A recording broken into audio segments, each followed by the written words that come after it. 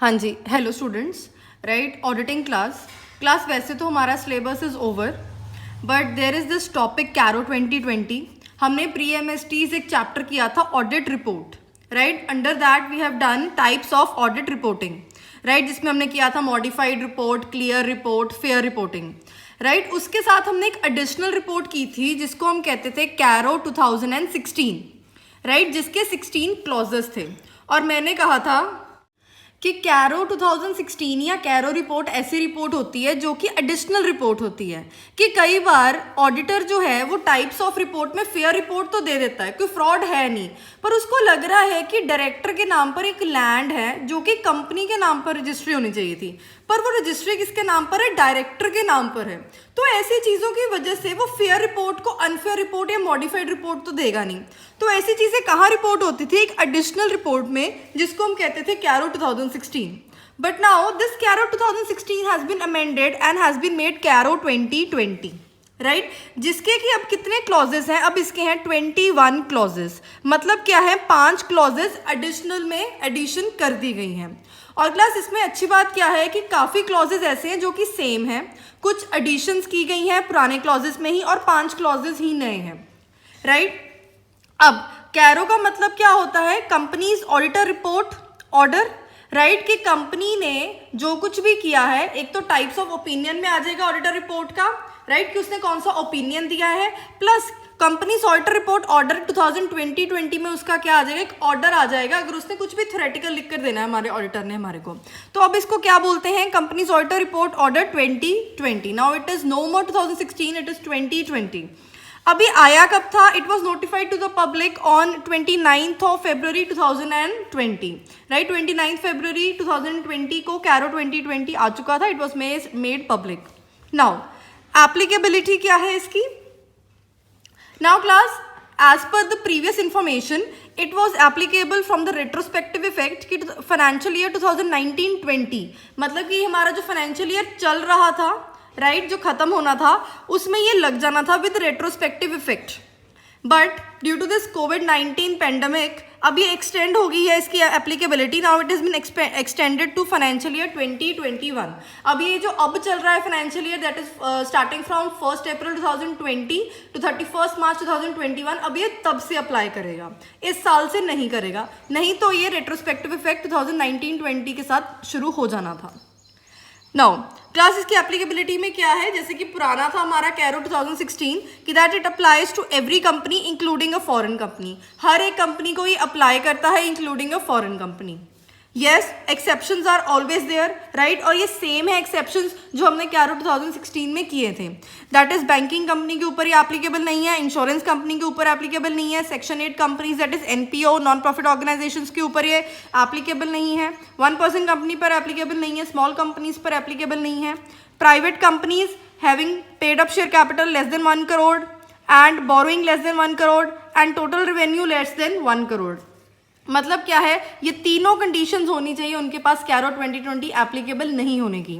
अगर एक कंडीशन भी वो फुलफिल नहीं कर पाते हैं तो कैरो 2020 लग जाएगा। मतलब क्या है? अगर उनकी paid up share capital more than 1 crore हो जाती है तो कैरो 2020 एप्लीकेबल हो जाएगा। ये तीनों एंड वाली कंडीशंस हैं, अगर ये तीनों फुलफिल हो रही हैं तब कैरो 2020 नहीं लगेगा। Right, so moving on with the clauses. Right, कि मैटर्स कौन से हैं इंक्लूडेड इस ऑडिटर्स रिपोर्ट में, कंपनीज ऑडिटर रिपोर्ट ऑर्डर में। राइट, सो पहले 2016 में भी हमने ये किया था, कैरो 2016 में भी, कि पहला clause is property plant and equipment, और यहाँ पर भी इट इज सेम, यहाँ पर भी वही है, property plant and equipment. Class जो नए क्लॉजेस हैं उनके ऊपर मैंने न्यू लिखा हुआ है, जो पुराने हैं वो एज इट इज आपके रिवाइज भी हो जाएंगे। Right, so starting with property plant and equipment, that whether the company is maintaining proper records in quantitative details and situation, कि मतलब प्रॉपर्टी प्लांट एंड इक्विपमेंट की कंपनी कितनी अच्छी डिटेल्स या रिकॉर्ड्स बनाकर बैठी हुई है क्वांटिटेटिवली, और साथ में उनकी सिचुएशन भी कितनी अच्छी डिस्क्राइब की है। क्लास कैरो रिपोर्ट में ना ऑडिटर ने या तो येस लिखना होता है या तो नो लिखना होता है विद एक्सप्लेनेशन। ये वो काम होता है कि कंपनी कितने अच्छे तरह से मैनेज हो पा रही है बाय डायरेक्टर्स। राइट। सो यहाँ पर उन्होंने रिपोर्ट मांगनी है, ऑडिटर्स ने, रिपोर्ट है, क्वांटिटेटिवली है तो येस कर देंगे ऑडिटर्स, नहीं है तो साथ में रीजन लिख देंगे, और वो रीजन अपने मन से नहीं लिखेंगे, वो बोर्ड ऑफ डायरेक्टर्स से पूछेंगे कि आपने इतने अच्छे से रिकॉर्ड्स क्यों नहीं बनाए, state the reasons. Then class जो नई चीज आई है वो ये आई है, that is this B part. पहले हमने प्रॉपर्टी प्लांट एंड इक्विपमेंट में यही किया था अगर आपको याद हो। अब बी पार्ट ये नया आया है, that whether the company is maintaining proper records showing full particulars of the intangible assets. Earlier सिर्फ टेंजिबल एसेट्स की बात होती थी कि उनकी ही रिपोर्टिंग होगी, अब क्या हो गया है, intangible assets, for example copyrights हो गया, गुडविल हो गया, इनके ऊपर भी प्रॉपर डिटेलिंग बनेगी, राइट, इनके रिकॉर्ड्स बनेंगे, इनकी भी क्वांटिटेटिव डिटेल्स बनेंगी और इनकी सिचुएशंस भी बताई जाएंगी। तो ये चीज़ नहीं ऐड हुई है। बाकी it is same that these property plant and equipment should be physically verified by the management. Management इनको कितना फ्रीक्वेंटली विजिट करती है, कोई मटीरियल डिस्क्रिपेंसीज हैं या नहीं है, और वो कैसे डील की जाती है in the books of account, ये भी पुराना ही है, right, CARO 2016। Then is title deeds of the all the immovable properties of the company should be in the company's name. मतलब किसी डायरेक्टर के नाम पर तो नहीं है, किसी कंपनी के लैंड की रजिस्ट्री वो कंपनी के खुद के नाम पर ही होनी चाहिए, ये भी पुराना ही है class. Then this is the new clause. ये देखो क्लॉज नंबर 1 को ही कितना बड़ा कर दिया उन्होंने, 2 क्लॉजेस एडिशन कर दिए, हमने सिर्फ ये पढ़ा था। अब इसमें एक और चीज आ गई है और इसके नोट्स आपके आई क्लाउड पर हैं प्रॉपरली अच्छे से, right, that whether the company has revalued its property plant and equipment और intangible assets by a registered valuer. अब क्लास इसमें एक और चीज क्या ऐड कर दी गई है कि जब वो इसको रीवैल्यू करवाना चाह रहे हैं, अपने एसेट्स को रीवैल्यू करवाना चाह रहे हैं, तो वो ऐसे नहीं कि किसी भी एम्प्लॉय से करवा लिया, उनको एक रजिस्टर्ड वैल्यूअर चाहिए होगा, चाहे वो आउटसोर्स करवाएं ऐसा कोई प्रोफेशनल जो उनकी प्रॉपर्टी प्लांट एंड इक्विपमेंट या एसेट्स को, इंटेंजिबल और इनटेंजिबल को एक रिवैल्यूएशन फिगर्स पर लेके आए, और वो एक रजिस्टर्ड वैल्यूअर ही हो सकता है, राइट। और अगर तो 10% से ज़्यादा की है चेंज, अगर तो 10% से ज़्यादा रिवैल्यू हो रही है चेंजेस, तो अमाउंट ऑफ चेंज उनको बतानी पड़ेगी अपनी फाइनेंशियल जो भी बैलेंस शीट्स हैं या आप कह लो फाइनेंशियल स्टेटमेंट्स में, राइट। देन एक और चीज़ ऐड कर दी गई है इसमें, और वो क्या चीज़ है, that whether any proceedings have been initiated और are pending against the company for holding any benami property. Class what is a benami transaction, कि रजिस्ट्री तो है बट रजिस्ट्री एक ऐसे घोस्ट पर्सन के नाम पर है जो या तो एग्जिस्ट ही नहीं करता, या तो रियल नहीं है, या तो वो एग्जिस्टेंस में नहीं है। मतलब कंपनी के नाम पर या कंपनी के किसी एम्प्लॉय के, डायरेक्टर के नाम पर नहीं है रजिस्ट्री, वो किसी n नंबर ऑफ पर्सन के ऊपर है, राइट। सो ऐसी बेनामी ट्रांजेक्शन, ऐसी बेनामी प्रॉपर्टी है कंपनी के पास, राइट, और जो बेनामी प्रॉपर्टी है अब उस पर क्या हो गया है, केस हो चुका है कंपनी के खिलाफ कि उनके पास ये बेनामी प्रॉपर्टी कैसे आई। सो अगर ऐसा केस हो चुका है और कंपनी के पास ऐसी बेनामी प्रॉपर्टी थी जो कंपनी यूज कर रही थी, तो उसके बारे में भी कंपनी को या मैनेजमेंट को डिस्क्लोज करना पड़ेगा और डिटेल्स देनी पड़ेंगी अपनी फाइनेंशियल स्टेटमेंट्स में। Then moving on to clause number 2 class, it is also the same, that was inventory।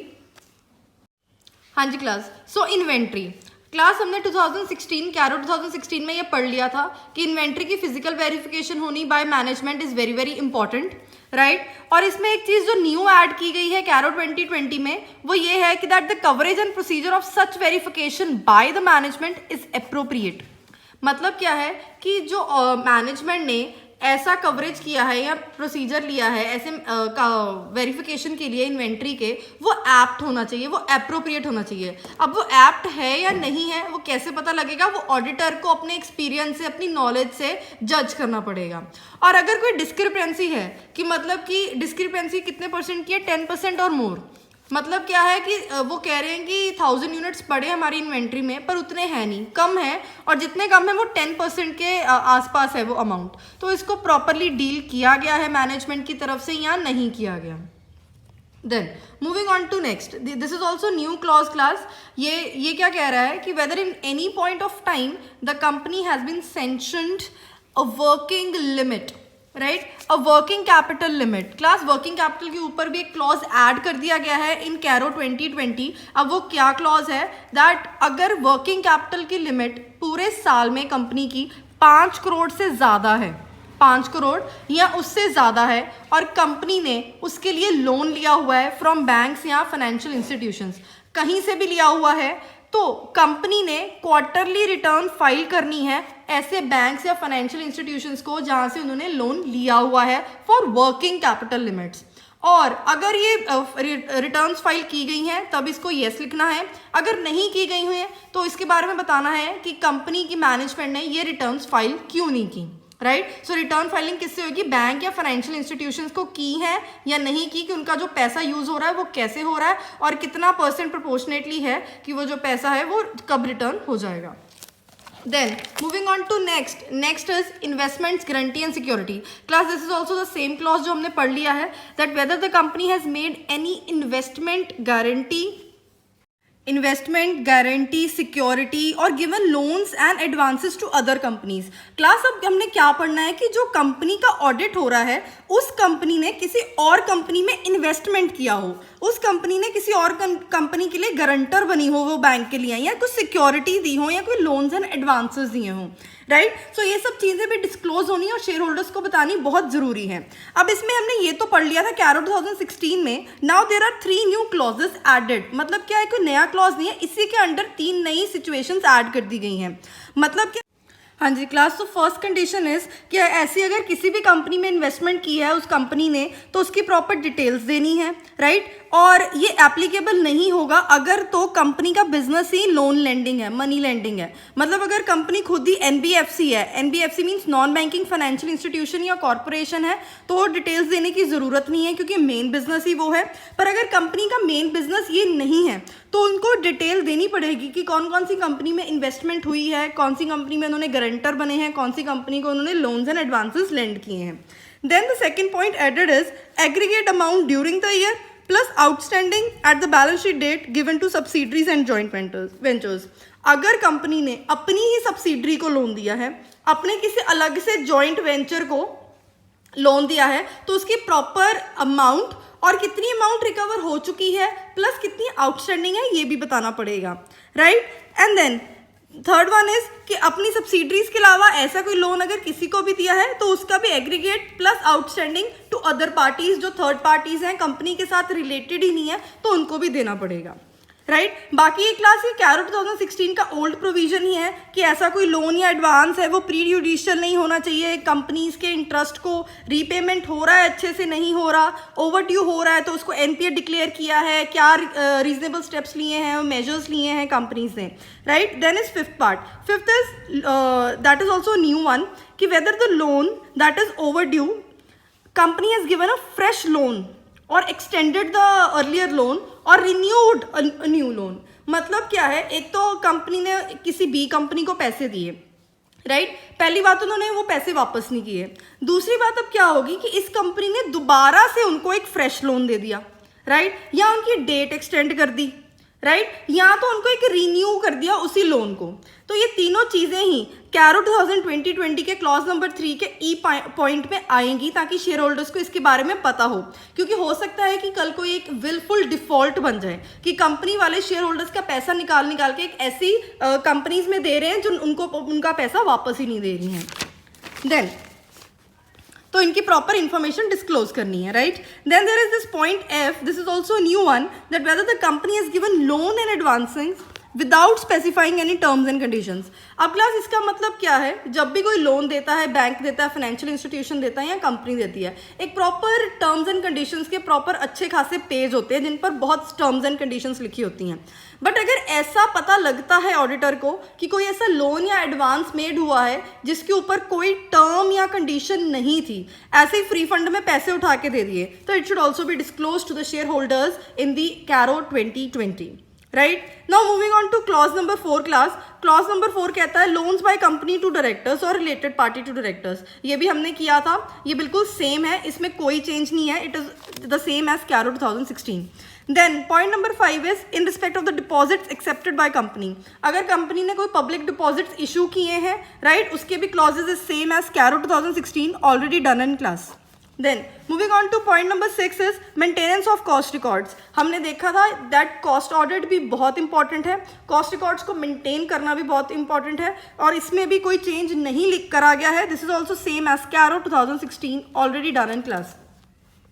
Then class, there is this clause number 7 इसका पॉइंट ए क्या कह रहा है, that companies regular in deposited undisputed statutory dues. Class ये मैंने class में भी करवाया था कि ये होता है टैक्सेशन के ऊपर कि जीएसटी दे रही है कंपनी के नहीं, अपना इनकम टैक्स अच्छे से दे रही है कि नहीं दे रही, राइट। सो उसके बारे में डिस्क्लोज करना है। अगर कुछ भी ऐसा डिस्प्यूट अराइज हो रहा है, किसी भी कोर्ट में पेंडिंग है, तो उसके बारे में भी अमाउंट डिस्क्लोज करनी है और कौन से कोर्ट में केस पेंडिंग है। This is also same as CARO 2016, इसमें भी कोई भी चेंज नहीं हुआ है।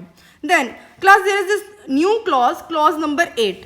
अब ये क्लॉज क्या कह रहा है, that whether any transactions not recorded earlier in the books of account have been surrendered और disclosed as income during the year in tax assessments under income tax act 1961।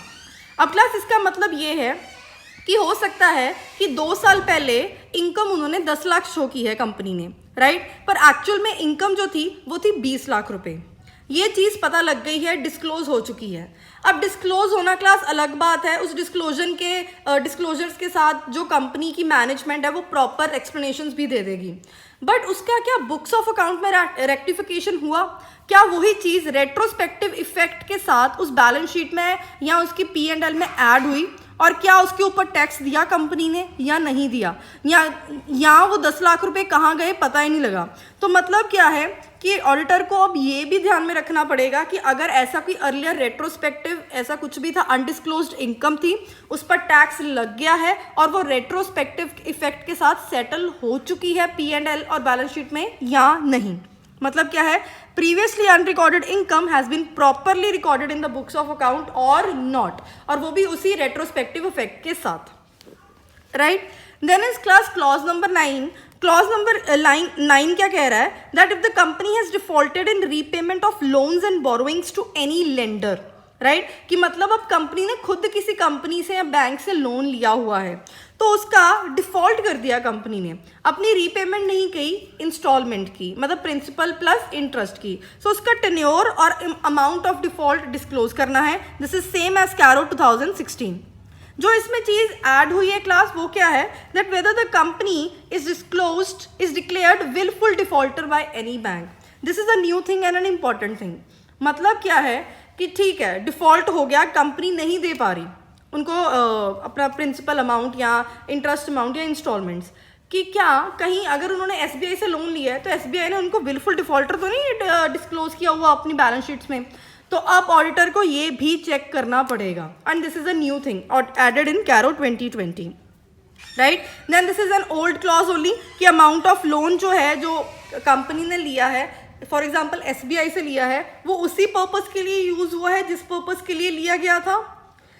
Then there is this new clause added, that is point number D of clause number 9, that whether the funds raised on short term basis are used for long term basis। मतलब उन्होंने working capital issue करानी थी, short term basis का कोई loan लिया था, पर उसको उन्होंने लैंड खरीदने में लगा दिया कंपनी वालों ने। मतलब शॉर्ट टर्म बेसिस का लोन जो है वो लॉन्ग टर्म बेसिस के लिए यूज हो गया। अगर ऐसी कोई भी चीज है तो nature and amount should be disclosed in CARO 2020। हाँ जी class, next is clause number 10। अब क्लॉज नंबर 10 क्या था क्लास, की money raised by the way of IPOs, initial public offerings, मतलब शेयर होल्डर्स से पैसे लिए गए हैं, इनिशियल पब्लिक ऑफरिंग कोई ओपन की गई है, राइट। सो उसका प्रॉपरली ईयर डिस्क्लोज करना, अगर उसी ऑनगोइंग ईयर में है या पीछे से आ रहा है वो IPO पिछले सालों से लिया गया है, सो और वो पैसा सेम उन्हीं पर्पस के लिए अप्लाई किया गया है जिनके लिए उनको रेस किया गया है। अब क्लास ये तो सेम था कैरो 2016 वाला ही।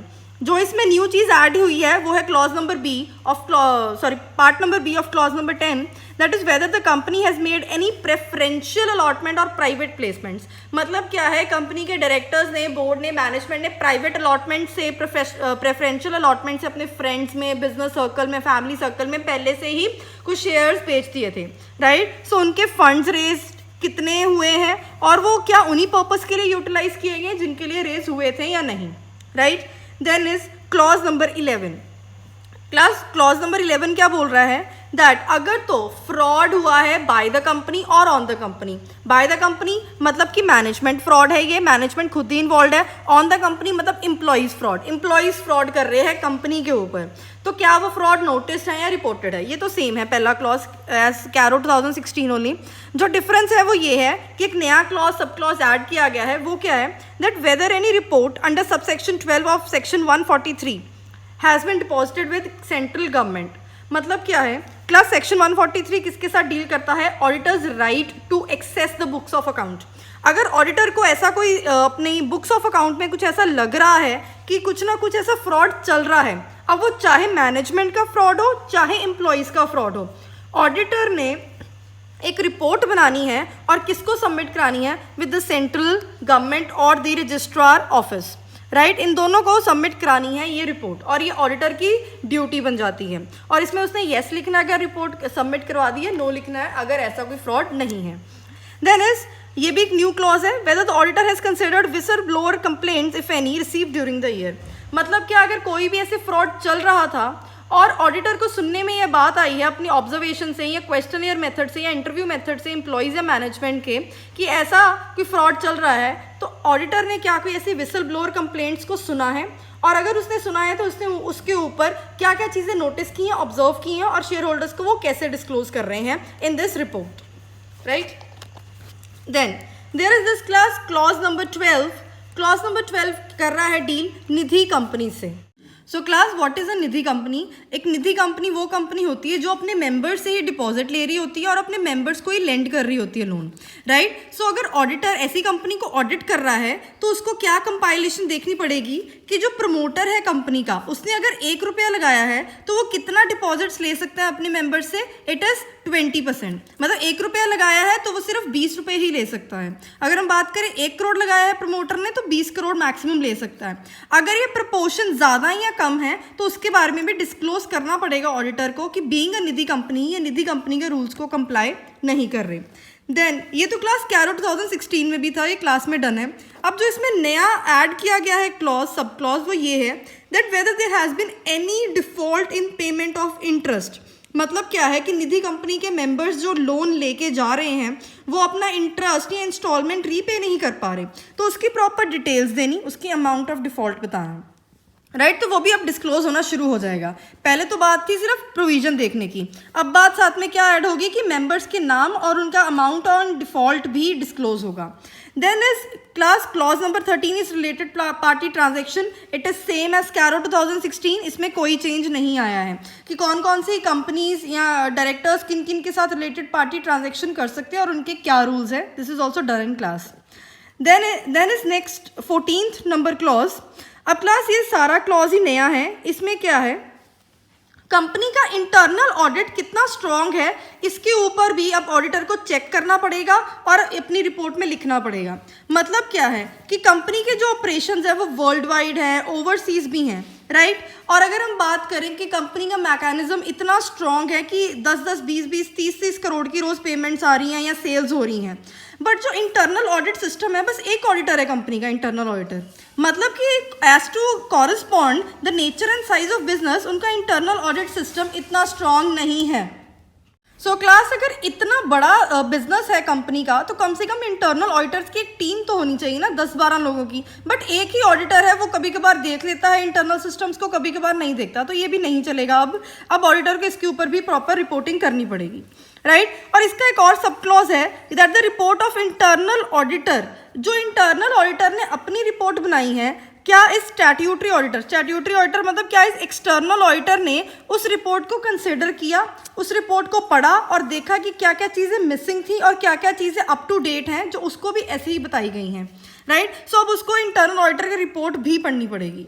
Now moving on to clause number 15। Class this is also an old clause जिसमें हमने ये बताया था दैट द कंपनी किन किन कंडीशंस में नॉन कैश ट्रांजेक्शंस कर सकती हैं with the directors. So class इसमें ये है कि अगर डायरेक्टर्स कंपनी का कोई प्रॉपर्टी खरीदना चाहते हैं और उसके बदले में उसको शेयर्स दे देते हैं अपनी खुद की उसी कंपनी का, तो इज इट वैलिड और is it not valid. This is also the same as CARO 2016 already done in class. Now moving on to next clause is 16th clause. अब इसमें क्या है, हमने इसमें बताना है कि that whether the company is registered with RBI act under the section 45(1)(a। मतलब क्या है कि क्या ये कंपनी किसी को लोन लेंडिंग बिजनेस में आ चुकी है as an NBFC। Class 45 section क्या है RBI का कि क्या कंपनी अपना side business as money lending कर रही है या नहीं कर रही, राइट। सो उसको ये बताना पड़ेगा कि वो ये चीज़ कर रही है या नहीं कर रही है। कैरो 2016 का ही क्लॉज था। अब जो इसमें एडिशन हुई है वो ये हुई है इसके सब क्लॉज में, that whether the company has conducted any NBFC act without a valid certificate of registration, कि कंपनी मनी लेंडिंग कर रही है, एक NBFC एक्ट कर रही है अपनी दूसरी कंपनीज के लिए या और थर्ड पार्टी कंपनीज के लिए, पर उसके पास वैलिड सर्टिफिकेट ऑफ रजिस्ट्रेशन नहीं है, तो ये भी अब नहीं चलेगा, ये भी प्रॉपर डिस्क्लोज हो जाएगा कैरो 2020 में, जो पहले डिस्क्लोज नहीं होता था। Then there is this new clause, sub clause, that whether the company is a core investment company. Class core investment company वो होती है जिसमें 90% जो इन्वेस्टमेंट्स हैं वो शेयर्स के फॉर्म में है, डिबेंचर्स के फॉर्म में है। मतलब कंपनी के पास एसेट्स कम है और जितना भी उनके पास पैसा है, जितना भी उनके पास मनी स्टॉक है, वो थ्रू इक्विटी है, डिबेंचर्स है, डेट है, लोन की तरफ से है। तो अगर ये कंपनी एक ऐसे कोर इन्वेस्टमेंट कंपनी की तरह प्ले कर रही है तो क्या वो कंपनी प्रॉपर डिस्क्लोज कर रही है ये चीज़ें? अगर डिस्क्लोज नहीं कर रही तो ऑडिटर को इस क्लॉज के under, clause number 16 sub clause C के अंडर ये चीज़ डिस्क्लोज करनी पड़ेगी। नाउ क्लास कैरो 2016 में 16 क्लॉजेस थे, ये खत्म हो गए हैं। अब जितने क्लॉजेस हैं 21 तक वो सारे नए हैं, right. So moving on clause number 17। अब इसमें क्या है कि अगर कंपनी का पिछले साल में या इस साल में लॉस इनकर हुआ है तो क्या वो लॉस बताया गया है? अगर नहीं बताया गया तो यहाँ पर ऑडिटर को वो लॉस बताना पड़ेगा, राइट। और वो लॉसेस किसी भी रीज़न से हो सकते हैं, क्लास ड्यू टू फायर हो सकते हैं, राइट, ड्यू टू थेफ्ट हो सकता है। ऐसा कोई भी लॉस अगर इनकर हुआ है तो ऑडिट रिपोर्ट की कैरो 2020 की रिपोर्ट में क्लॉज नंबर 17 में ऑडिटर को बताना पड़ेगा। Then is class clause number 18। Now what the clause number 18 से, अगर तो कोई ऐसा ऑडिटर था पहले कंपनी का जो खुद अपनी इच्छा से रिज़ाइन करके चला गया है, तो ऐसा नहीं कि जो नया ऑडिटर है वो खुश हो जाएगा कि चलो ठीक है मेरी जॉब तो लग गई, मैं तो एज एन ऑडिटर आऊँगा और मैं पैसे कमा लूँगा। नहीं, अब उस न्यू ऑडिटर की रिस्पॉन्सिबिलिटी बन जाएगी कि वो देखे कि वो कौन से इश्यूज़ के कारण वो ऑडिटर रिज़ाइन करके गया है, क्या कोई ऑब्जेक्शंस थे या कंसर्न का खुद का ही कोई रीज़न था। अगर तो उसका कोई पर्सनल रीज़न है देन तो it is okay, right. But अगर उसका पर्सनल रीज़न नहीं था, कंपनी के खुद के कोई इश्यूज थे, कंपनी कुछ फ्रॉडलेंट एक्टिविटीज़ में इन्वॉल्व थी, या उसके कोई खुद के कंसर्न्स थे या क्वेश्चंस थे जो अनआंसर्ड थे, तो अब उस नए ऑडिटर को ये भी देखना पड़ेगा और रिपोर्ट करना पड़ेगा क्लॉज नंबर 18 के अंडर। मतलब क्या है, अब कैरो 2020 बहुत स्ट्रिक्ट हो गया है। Now moving on to clause number 19. Clause number 19 says कि ऑडिटर ने चेक कर ली फाइनेंशियल रेशोज, ऑडिटर ने चेक कर लिए फाइनेंशियल एसेट्स, लाइबिलिटीज चेक कर ली, ऑडिटर ने बात कर ली, ऑब्जर्वेशंस कर लिए, ऑडिटर ने इंटरव्यूज़ कर लिए मैनेजमेंट के साथ, बोर्ड के साथ, एम्प्लॉयज़ के साथ, सारी नॉलेज उसने गैदर कर ली कंपनी के बारे में। अब ऑडिटर को क्लास देखो एक एक्स्ट्रा ओपिनियन देना पड़ेगा। एक ओपिनियन तो उसने ऑडिट रिपोर्ट में दिया कि वो कौन सी रिपोर्ट इशू कर रहा है। अब क्लास देखो ये सेकंड काइंड ऑफ ओपिनियन है जो क्लॉज नंबर 19 के अंडर आएगा। अब ये सेकंड टाइप ऑफ ओपिनियन कौन सा है? Auditor is to give an opinion that there is no material uncertainty as on the date of audit report, कि ऑडिटर को ये बताना पड़ेगा कि जो मैंने ऑडिट रिपोर्ट में ऑडिट ओपिनियन दिया है पहले तो वो बिल्कुल ठीक है मेरी इस नॉलेज के बिहाफ पर। सेकंड चीज़ उसको क्या बतानी पड़ेगी, कौन सा रिपोर्ट में देना पड़ेगा ओपिनियन अपना, वो है कि जितनी भी लाइबिलिटीज़ हैं, चाहे वो शॉर्ट टर्म है चाहे वो लॉन्ग टर्म है कंपनी की, क्या कंपनी अगले 1 साल तक वो सारी लाइबिलिटीज़ पे ऑफ करने के लायक है या नहीं है। तो अब ऑडिटर को फ्यूचरिस्टिक रहना पड़ेगा और ये देखना पड़ेगा और रिपोर्ट करना पड़ेगा क्लॉज नंबर 19 में that is the company able to repay the liabilities which में अराइज विद इन 1 ईयर, जो उनकी ऑलरेडी आउटस्टैंडिंग है, प्लस अगर कुछ नई अराइज हो जाती हैं, क्या कंपनी के पास उतना कैश अवेलेबल है, उतने एसेट्स अवेलेबल हैं या नहीं, right. Moving on to clause number 20. Clause number 20 deals with CSR class. So clause number 20 deals with CSR के ऊपर कमेटी भी बन सकती है इन द कंपनी, पर वो कुछ कंडीशंस के ऊपर ही बनेगी, वो हमने कर लिया था इन audit committees, right. So class इसमें क्या है इस क्लॉज में कि अगर कंपनी ने CSR के साथ साथ कुछ अनस्पेंट अमाउंट, मतलब पहली बात उन्होंने CSR के ऊपर पूरा 100% स्पेंड नहीं किया, कुछ पैसे रह गए थे, फॉर एग्जाम्पल 50 लाख रुपया पड़ा हुआ था जिसका उन्होंने हॉस्पिटल बनाना था, पर उन्होंने क्या किया, कंपनी ने उसको शेड्यूल 7 ऑफ कंपनीज एक्ट 2013 के under prime minister national relief के फंड के अंडर पैसे दान में कर दिए, राइट, उन्होंने पैसे डोनेट कर दिए। अब वो पैसे थे हॉस्पिटल बनाने के लिए, CSR एक्टिविटी थी, बट कंपनी ने एक शॉर्टकट अपनाया और शेड्यूल 7 की ऐसे प्लस बहुत सारी ऐसे रिलीफ फंड्स हैं जो शेड्यूल 7 के अंडर आते हैं, और भी बहुत सारे हैं, उसके अंडर उन्होंने डिपॉजिट करा दिया। तो ये चीज़ डिस्क्लोज होएगी कि कंपनी ने ये चीज़ की है, राइट, और किन रीजंस की वजह से की है। शॉर्टेज ऑफ टाइम था, लैक ऑफ एक्सपर्टीज थी, उनको पता नहीं था कि CSR एक्टिविटी में हॉस्पिटल बनाना ज़रूरी था या कुछ भी है, तो उनको ये चीज़ डिस्क्लोज करनी पड़ेगी, ऑडिटर को इसका आंसर देना पड़ेगा कि ऐसा क्यों किया है, right. Then is class the last clause number 21। अब इसमें वो क्या कह रहा है कि यस कंपनीज की सब्सिडरीज भी होती हैं, राइट, सो कंसोलिडेटेड फाइनेंशियल स्टेटमेंट्स बनती हैं एक, जो पूरी की पूरी सब्सिडरीज या जो भी इनकी होल्डिंग कंपनीज हैं उनकी एक ही बैलेंस शीट बनती है। अब वो सब्सिडरी कंपनीज हैं वो अलग अलग भी जज होती हैं, अलग अलग भी उनका ऑडिट होता है और कैरो रिपोर्ट्स बनती हैं। तो जो ऑडिटर है जो होल्डिंग कंपनी को ऑडिट कर रहा है उसने सारी सब्सिडरी कंपनीज की फाइनेंशियल स्टेटमेंट्स को चेक करना है, कंसोलिडेटेड फाइनेंशियल स्टेटमेंट्स को चेक करना है। किसी एक सब्सिडरी में भी किसी भी ऑडिटर ने एडवर्स रिमार्क दिए हैं, क्योंकि ज़रूरी नहीं है कि वो सारी सब्सिडरीज को चेक करेगा, राइट, किसी एक ऑडिटर ने भी एडवर्स रिमार्क दिए हैं, क्वालिफाइड ओपिनियन दिया है, कैरो रिपोर्ट में दिया है, तो उसको उस ऑडिटर को ये सारी डिटेल्स देनी पड़ेंगी। और वो ऑडिटर ने कौन सी कंपनी सब्सिडरी कंपनी के कौन से पैरा नंबर, राइट, या कौन से क्लॉज नंबर ऑफ कैरो में ये मॉडिफाइड ओपिनियन दिया है, ये एडवर्स ओपिनियन दिया है, ये भी बताना पड़ेगा। मतलब क्या है, अब जो ऑडिटर्स का काम है वो बढ़ चुका है, काफ़ी ज़्यादा, काफ़ी डिटेल्ड वर्क हो चुका है, right? So class, this was your Caro 2020. I have just discussed the new things of Caro 2020.